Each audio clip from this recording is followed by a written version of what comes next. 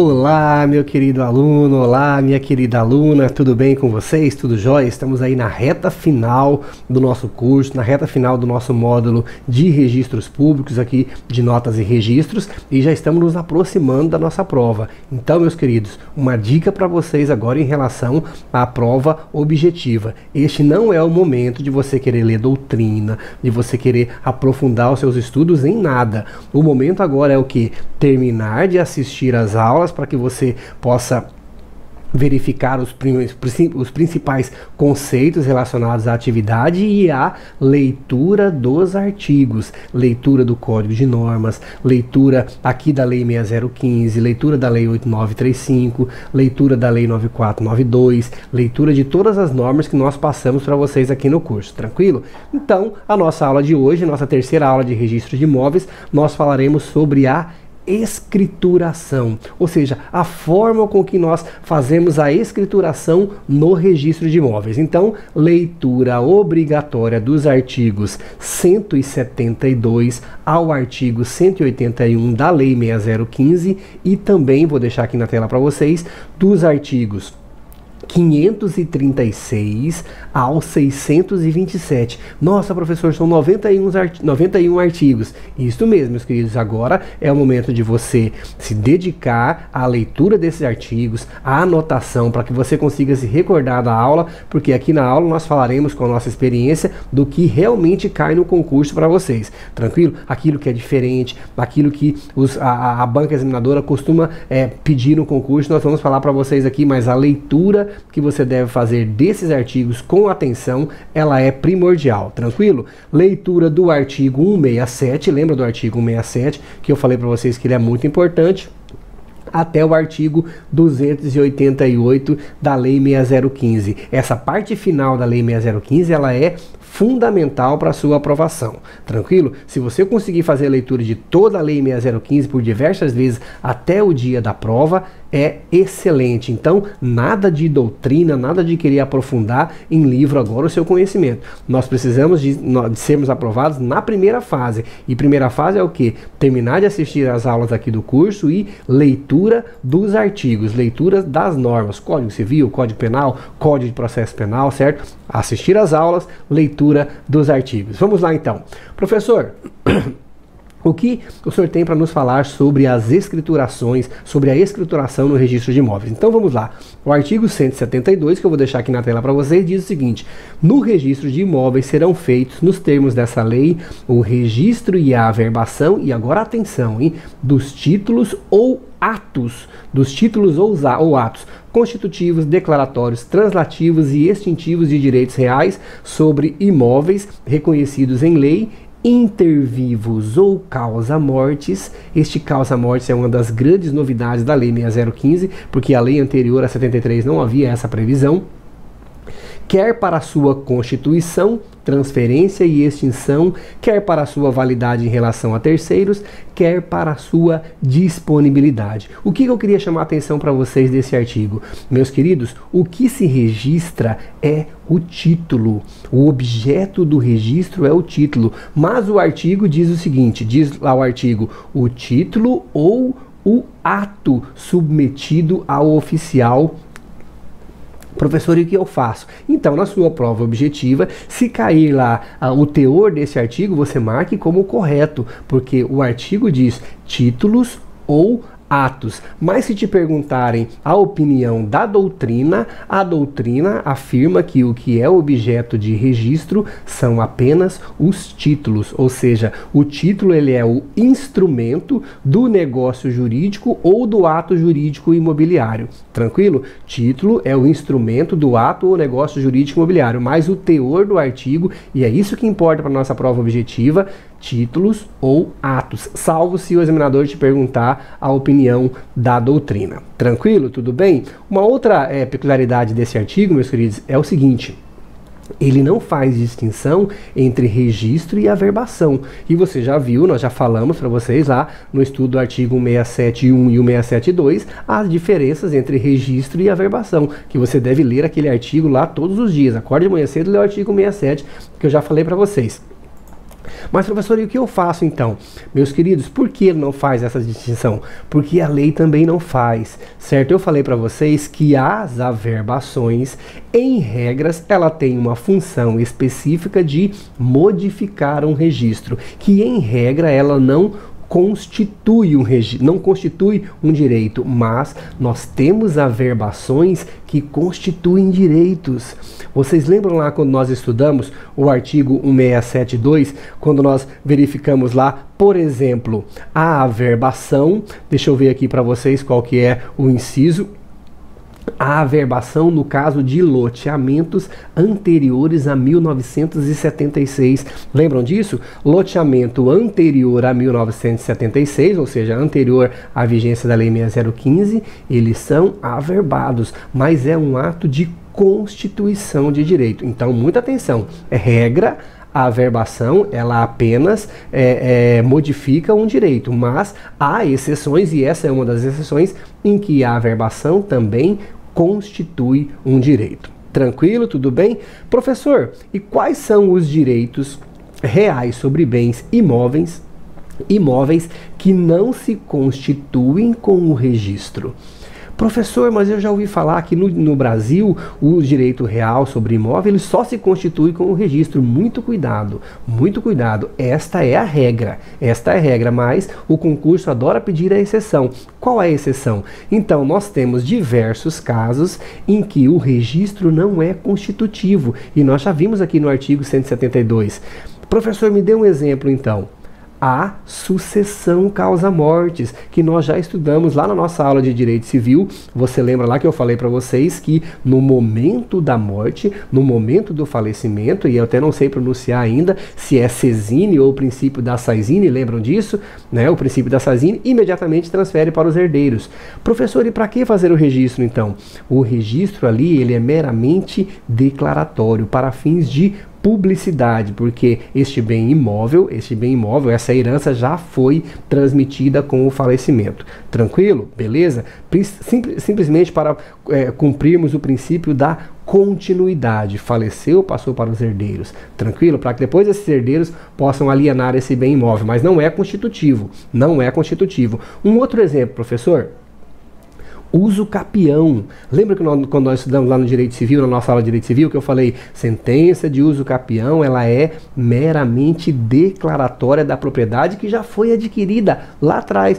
Por que faz o registro, professor? Para fins de publicidade e para fins do princípio da continuidade. Então, não há se falar em constituição com o registro da sentença de uso capião. E por último, também uma outra forma de aquisição originária que é a desapropriação. Então, a desapropriação ela é registrada também para fins de publicidade. Não se constitui o direito, como seria o caso de uma compra e venda de um bem imóvel, que aí sim o registro ele é constitutivo. Tranquilo, meus queridos? Posso confiar em vocês? Então vamos lá. Leitura obrigatória. Eu até vou deixar aqui na tela para vocês, vai pegar toda a tela aqui, mas para que vocês façam a leitura do artigo 556 do Código de Normas da Corregedoria Geral de Justiça do Maranhão, que diz quais são alguns títulos que são admitidos a registro. Nós temos lá as escrituras públicas, inclusive as lavradas em consulados brasileiros. Meus queridos, um consulado brasileiro é um tabelião que atua no exterior. Então, em síntese, o cônsul é isso, ele é um tabelião que atua em outro país. Então, se ele faz um reconhecimento de firma naquele país, esse reconhecimento de firma é válido. Se ele lavra uma escritura lá na Suíça, o cônsul brasileiro na Suíça lavra uma escritura, esta escritura deve ser admitida a registro. Tranquilo? E aí, quero chamar a atenção para vocês só sobre dois incisos aqui, faço a leitura de todos, certo? Mas dois incisos que são, que eu fico com medo de cair na prova em razão dessa exceção. Então vamos lá. Escritos particulares autorizados em lei, assinado pelas partes e testemunhas e com firma reconhecida. Então, em regra, em regra, os títulos particulares, eles devem vir com firma reconhecida, salvo, e aqui nós temos a dispensa, o que? Quando se tratar de ato praticado por entidades vinculadas ao sistema financeiro de habitação. Então, aqueles títulos particulares lá da Caixa Econômica, não há necessidade de quê?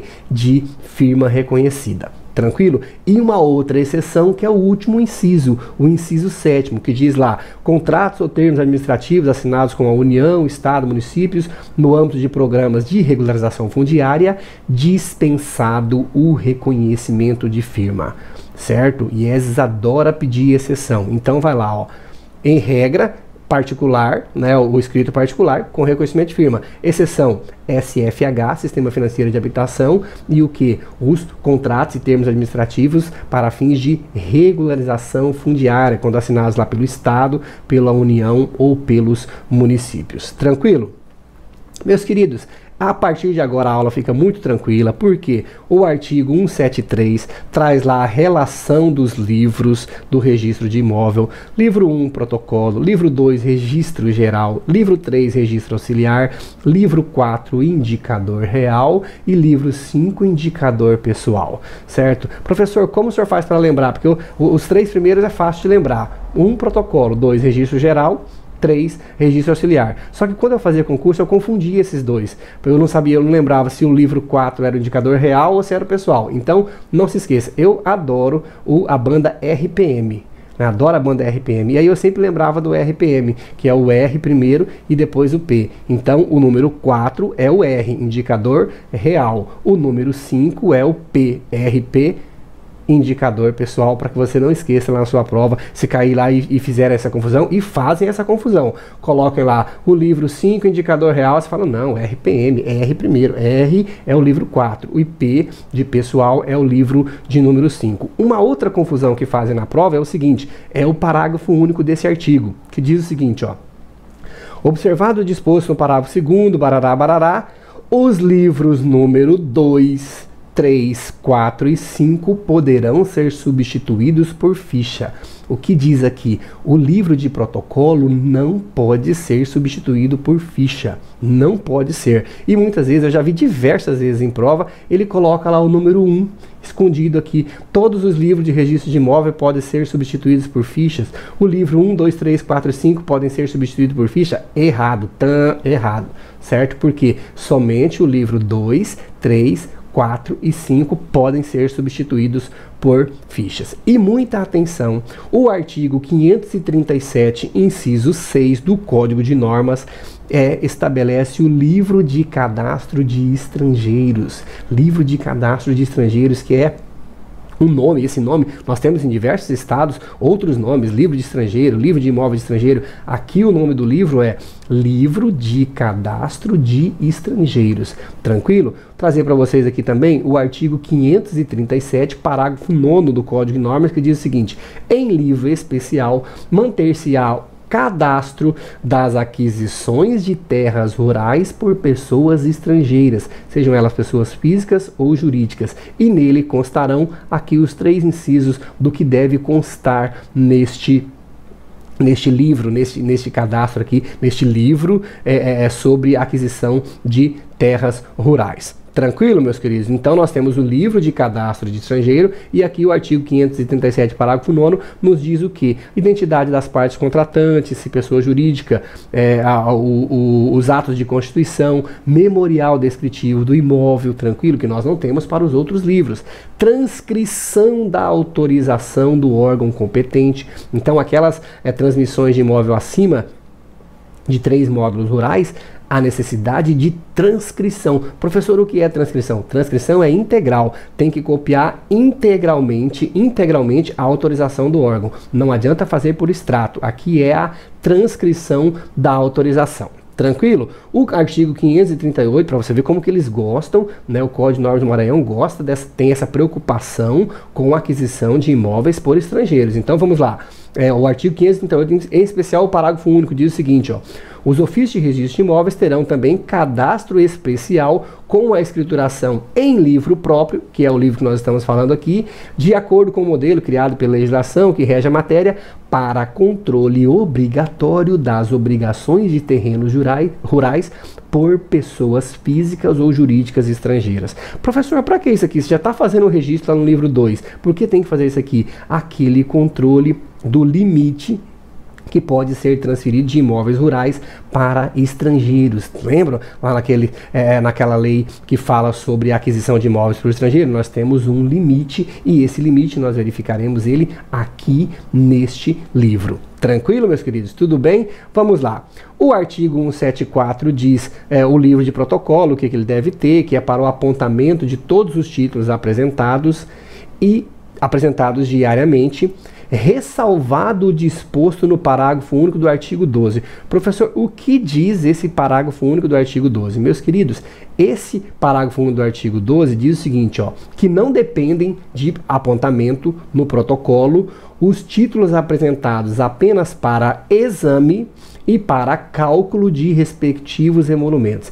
Em alguns estados da federação, nós temos um livro específico para isto, certo? Um livro de protocolo especial para o recebimento desses requerimentos para exame, ou seja, a pessoa apresenta o título e fala, ó, registrador, eu quero saber se esse título está apto a registro ou não, ou se ele tem algum problema nesse título. Quero só verificar isso aqui, não quero registrar. Tranquilo? Ou então para o cálculo de emolumentos. Falou, estou apresentando esse título, não é para registro, é para saber qual é o valor dos emolumentos. Tranquilo? No Maranhão nós não temos um livro específico e este requerimento, esse título, não depende de apontamento. Então isso não ingressa lá no nosso livro 1, no livro de protocolo. Tranquilo? Tudo bem, meus queridos? Vamos lá então, seguindo. O artigo 175 fala quais são os requisitos da escrituração do livro 1, e aqui basta a leitura, número de ordem, data, nome do apresentante, a natureza formal do título e os atos que formalizar, resumidamente mencionados, muito tranquilo, basta você fazer a leitura. O artigo 176, muito cuidado com esse artigo, porque ele diz o seguinte, ó: livro de registro número 2, é o principal livro que nós temos no registro de imóveis, será destinado à matrícula dos imóveis, então a matrícula é aberta aqui nesse livro 2, ao registro ou averbação, então aqui nós temos os 3 principais atos do registro de imóveis, dos atos relacionados no artigo 167, e cuidado com esse não atribuídos ao livro 3, porque eu já vi em prova, eles retiram esse não. Sempre que você estiver lendo um artigo e encontrar um não, cuidado com ele, porque na prova o examinador, o que ele faz? Ele joga no Google esse não, e aí ele retira o não e coloca como alternativa, e aí a pessoa erra. Então cuidado, é o não atribuídos ao livro 3, e nós verificaremos daqui a pouquinho quais são os atos atribuídos aí ao livro 3. Tranquilo? Fala aqui, é um princípio muito importante no inciso 1º, que diz: cada imóvel terá uma matrícula própria. Esse é o princípio da unitariedade da matrícula. O que é esse princípio, professor? Cada imóvel tem uma matrícula e cada matrícula tem um imóvel. Cada imóvel tem uma matrícula, cada matrícula tem um imóvel. Tranquilo? Então, professor, eu não posso ter 2 imóveis em uma matrícula? Não pode, porque esse artigo proíbe. Então, aquela história que a pessoa vai fazendo averbações de transferência, isso não existe. Cada matrícula só pode ter um imóvel. E cada imóvel só pode ter uma matrícula. Tranquilo? Fala aqui os requisitos, o número de ordem, a data da matrícula, identificação, CCIR, se for rural, se for urbano, as confrontações, localização, muito tranquilo, basta aí a leitura do artigo que você já se dá bem na sua prova, certo? O número do registro anterior, isso é importantíssimo, porque nós queremos saber de onde veio esse imóvel. Ele nasceu do nada, né? Surgiu ontem? Não, nós temos que ter o registro anterior. Qual era o registro anterior desse imóvel? Não, esse imóvel estava registrado em tal circunscrição, aí houve um desmembramento, um desdobramento, e hoje ele está registrado aqui. Ele adveio de um parcelamento do solo, de um desdobramento, de um desdobro, de um loteamento, e aí, mas nós temos que ter o número do registro anterior. Tranquilo? Aí o inciso 3º fala dos requisitos do livro 2, muito tranquilo também, basta a sua leitura, fala lá se for pessoa jurídica ou CNPJ, pessoa física ou CPF, muito tranquilo, beleza?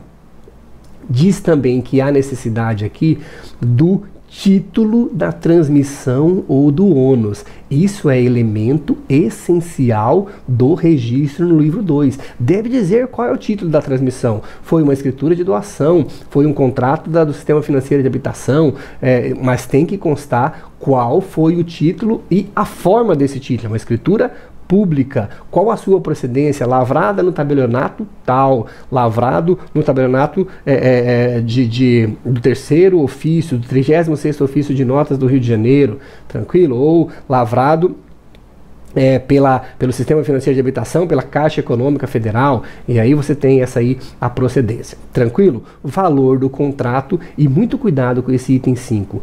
Inclusive os juros, se houver. Porque eu já vi prova cobrando o quê? Retirando esse inclusive, dizendo que não poderia colocar os juros, né, se houvesse uma dívida parcelada em relação ao registro. E é obrigatório, porque o artigo diz inclusive os juros. Tranquilo? Você faça a leitura tranquila aqui dos parágrafos, tudo muito tranquilo, você já vai conseguir se dar bem na prova em relação a esse artigo, tranquilo? Uma atenção para o parágrafo 8º, certo?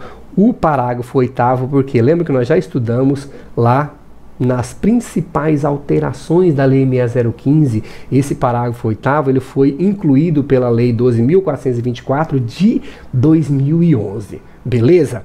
Meus queridos, uma atenção especial para o artigo 540, inciso 1º, que traz uma regra específica do Maranhão, tem em outros estados também, mas eu tenho muito medo se você já trabalha em um cartório, ou se você já pegou uma matrícula e ela for diferente. Por quê? No Maranhão diz o seguinte: ao se esgotar o anverso, ou seja, a frente da ficha, os lançamentos continuarão no verso. Então nós não abriremos uma nova ficha. A ficha deve ser preenchida no verso e no anverso, na frente e atrás. Beleza? Não confundam isso na sua prova. Beleza? Vamos lá. Leitura obrigatória, ele é bem grandão esse artigo aqui, gordinho, do artigo 544 do Código de Normas. Nem vou colocar na tela aqui porque ele é muito grande, então pegue o Código de Normas, anote agora aqui num papelzinho que você está estudando, leitura do artigo 544. Por quê? Esse artigo diz que os livros e papéis arquivados permanecerão no ofício indefinitivamente. E aí traz uma relação de todos os arquivos que devem permanecer indefinidamente no registro de imóveis. Ah, professor, mas quer dizer que se desmembrar um registro de imóvel não precisa mandar o arquivo para o outro? Não. Ele ficará para sempre neste cartório, para sempre nesse cartório de registro de imóveis. Tranquilo? Um exemplo que eu vou dar para vocês, eu falo lá o artigo: as cédulas de crédito rurais, cópias de comunicação feita à Corregedoria Geral de Justiça em relação à aquisição de imóveis rurais por estrangeiro. Então, comunicou? Não, eu comuniquei para a Corregedoria essa aquisição de imóvel estrangeiro. Está aqui a cópia arquivada neste arquivo que exige o Código de Normas. Tranquilo, meus queridos? Tudo bem? O artigo 177 diz que no livro 3, agora é o livro de registro auxiliar, será destinado ao registro dos atos que, sendo atribuídos ao registro de imóveis por disposição legal, não digam respeito diretamente ao imóvel matriculado. Duas informações para vocês. Uma, você já sabe que eu ressaltei o não. Não digam respeito diretamente ao imóvel. Não diz respeito direto, porque diz respeito diretamente ao imóvel, é o livro 2. Não digam respeito ao imóvel matriculado. Então, para que se haja o registro no livro 3, no registro auxiliar, a obrigatoriedade de abertura de matrícula. Então, os livros antigos de transcrição das transmissões, não há possibilidade de registro no livro 3. Obrigatoriamente, primeiro, abre-se a matrícula para depois fazer o registro no livro 3, certo? Tudo bem, meus queridos? Tranquilo? Há algumas exceções que eu já vou falar para vocês, uma delas aqui. O artigo 178, que é importantíssimo, é o segundo artigo mais importante. O primeiro é 167 e o segundo é 178, que você deve fazer a leitura com atenção para saber o que. Aqui você sabe por exclusão. Você sabe os registros que são feitos no livro 3 imediatamente você sabe todos o do livro 2. Por quê? Se não é do livro 3, o restante é do livro 2. Tranquilo? Então vamos lá. Emissão de debêntures, que nós já estudamos. O inciso 2º, que é o mais importante, que faz uma confusão na cabeça de quem não entende registro de imóveis, e para você que está começando agora, ou mesmo para você que já está estudando há bastante tempo, presta atenção. Olha lá, para tudo agora e presta atenção. Vamos lá comigo.